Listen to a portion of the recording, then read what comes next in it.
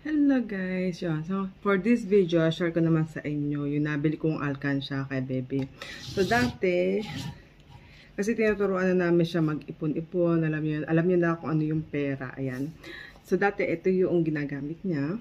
Ito, yan. Kaya lang kasi, syempre, aesthetic tayo ngayon. Ito kasi matagal na to sa second hand store ko to nabili. Ayan, teka lang. So, sa second hand store ko to nabili. So, may price pa siya. 40 kroner. Ayan. Kaya lang kasi parang gusto ko yung simple lang. At saka medyo maliit kasi siya. Ayan. Eh, mas gusto ko nakikita niya yung laman. Ayan. So, bumili ako sa Temu ng ganito. Ayan. Ganito siya kalaki, guys. Ayan. So, binibigay namin sa kanya yung naiipon na bottles. Ayan. So, tapos pag may ginawa siyang ikakatuwa namin, may reward siya, ganun. Tapos sabi namin sa kanya, kung gusto mo, kasi mahirap din mag-isip kasi ng ireregalo. Kung gusto mo, pera na lang, ganyan. Yung iregalo namin sa kanya. Kasi sobrang dami niya ng laruan. Eh, hindi naman niya masyadong ginagamit. So, sabi namin sa kanya, pera na lang, tapos ipunin mo.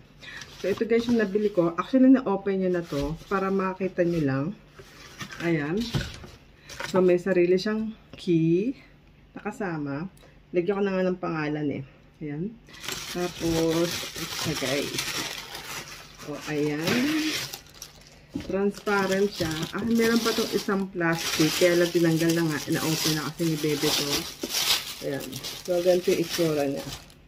So, mas malinis kasing tignan. So, parang hindi na kasi uso yung maraming abubot na ganito. Ayan. So, pinagbebenta ko na to guys. Kung sino ang may interesado dito sa Norway. Ayan. Oh, giveaway. So, ito guys. Ayan. Tapos, pag medyo hindi naman kailangan punuin na punuin. Tapos, dito yung alkansya niya. Tapos, ayan, diba? So, magkano ko ba nabili ito? May nasa 100 kroner din yata. So, ayan guys. Yan ang ganyan itsura niya. Aesthetic tayo ngayon. Tapos, yung key, ako na lang ang magtatago para hindi niya laging binubuksan. Para mas makikita niya yung laman na alkansya niya. Ang ganda, di ba? So, ayan guys. So, pakita ko sa inyo noong si Bebe na yung nag-open. So guys, ito yung time na binigay na namin to kay Bebe. Ah. So may extra plastic pa siya. Tapos, ayan.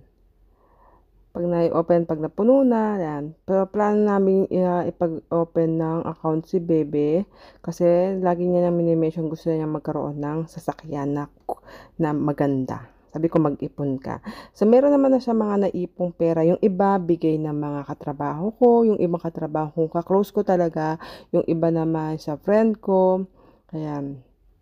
Tapos, yung iba naman noong birthday niya. At saka, yung iba is noong nag-iipon kami ng mga bottles na ipapant niya o ipapalit niya ng pera.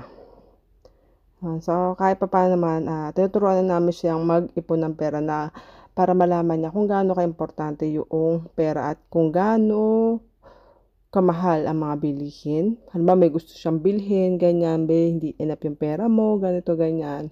Para bigyan niya ng importansya ang pera. So, ayan guys. So, yun lang guys. Thank you for watching.